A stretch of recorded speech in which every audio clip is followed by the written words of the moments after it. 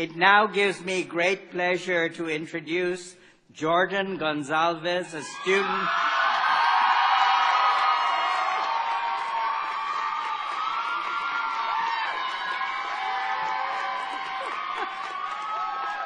Jordan is from the Lubin School of Business.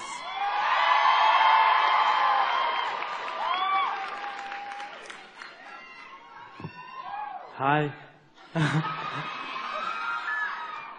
Thank you so much, Provost Sukatme. Thank you, President Friedman, trustees, administration, faculty, friends, honored guests, and the class of 2017. Before I get started, I just have to thank my parents so much. Every success that I ever will be will always be an extension of you. So thank you so much.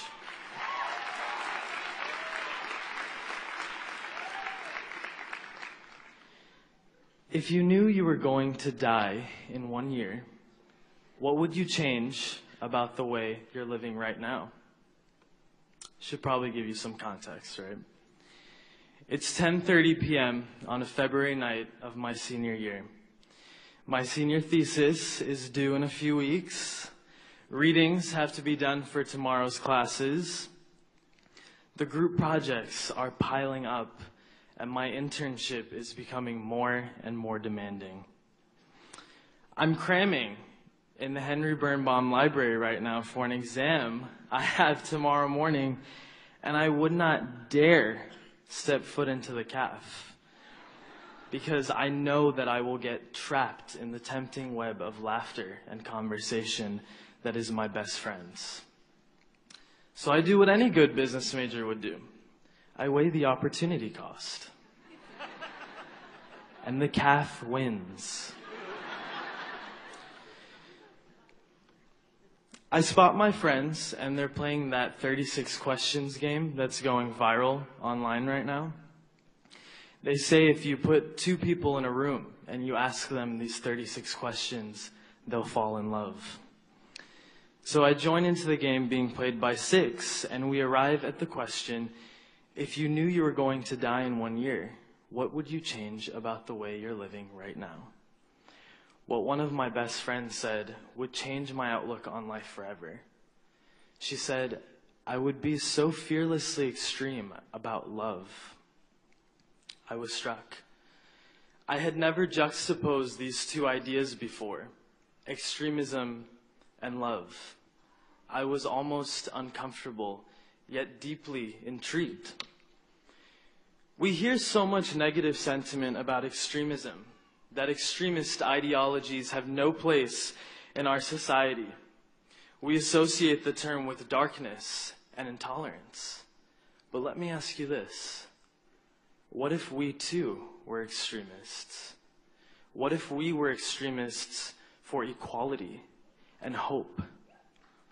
What if we were extremists for acceptance and inclusion? In the words of Martin Luther King Jr. in his letter from a Birmingham jail, he writes, the question is not whether we will be extremists, but what kind of extremists we will be. So you might ask, Jor, what does it mean to be an extremist for love? Well, I'll tell you. Being an extremist for love means that we use our privilege to raise others up. Being an extremist for love means that we don't call them out, we call them in. Because when people have differing opinions from us, we don't seek to force our views on them with closed hearts and closed minds. No, we invite them into the conversation and we start a dialogue. Being an extremist for love means that we don't just hear, we listen. So class of 2017, are you listening?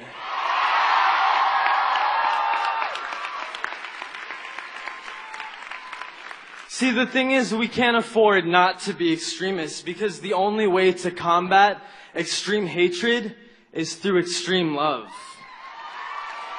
We can't afford to sit on the sidelines and observe the injustice around us without speaking up and taking action. So listen to me. Don't go forward this day or any day thereafter simply clocking in 9 to 5 day after day with your degrees. Don't be passive. Be extreme. And don't just be extreme for your progress. You be extreme for the people sitting right next to you. Be extremists for love and for justice. Be extremists for the minorities blocked from moving up in corporate America because of their lack of privilege. Be extremists for the LGBT people who are still barred from adopting because of who they love. Be extremists for the growing number of suicides on college campuses because mental health is still not a conversation we are willing to have. My friends, it is not enough to use your degrees for money or power. We have to use them as a vessel to bring genuine good to one another. We as millennials dream of changing the world, right? We want to make our mark, leave our legacy, follow our dreams, and follow our hearts. But class of 2017, you listen to me again, okay? We can't do any of this unless we disrupt the status quo. Unless we challenge the blind conventions like racism, sexism, and homophobia that propagate violence and division in our societies. Because you see, the thing is, if we were a little less extreme about pressing our points of view on others, as extreme as we are about understanding each other's points of view, then being so fearlessly extreme about love, it wouldn't seem like such a faraway concept. In fact, I've encountered it here at my 4 years at Pace many times. I encountered it during the countless vigils held in the courtyard for victims of police brutality.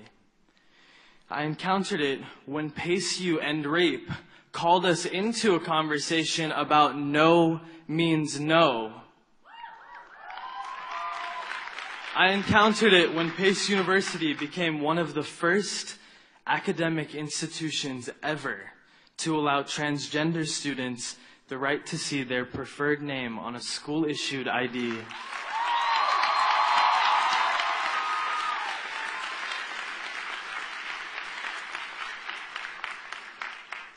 You know, as I look out into the crowd today, I don't just see accountants or financial analysts. I don't just see actors or writers. I see the next critical thinkers, the next inventors, the next innovators. I see the next game changers. So I leave you with these thoughts, class of 2017. As you leave this arena of boundless wonder that we refer to as college, I invite you to leave with the beautiful memories that we made here. Yes. But I also invite you to leave with a way of thinking. Do not be passive, but be extreme. You see, the truth is we can change the world. We can make this a wonderful place to prosper if we stop being so passive about letting hatred cultivate in our societies and become extreme about empowering each other. So let me ask you again. If you knew you were going to die in 1 year, what would you change about the way you're living right now? I hope your answer is not that you will be so fearlessly extreme about love. Because I hope that you won't wait until you have a year left to live. I hope that you start right here and right now. Class of 2017, congratulations. I'm wishing you love and light from my heart to yours.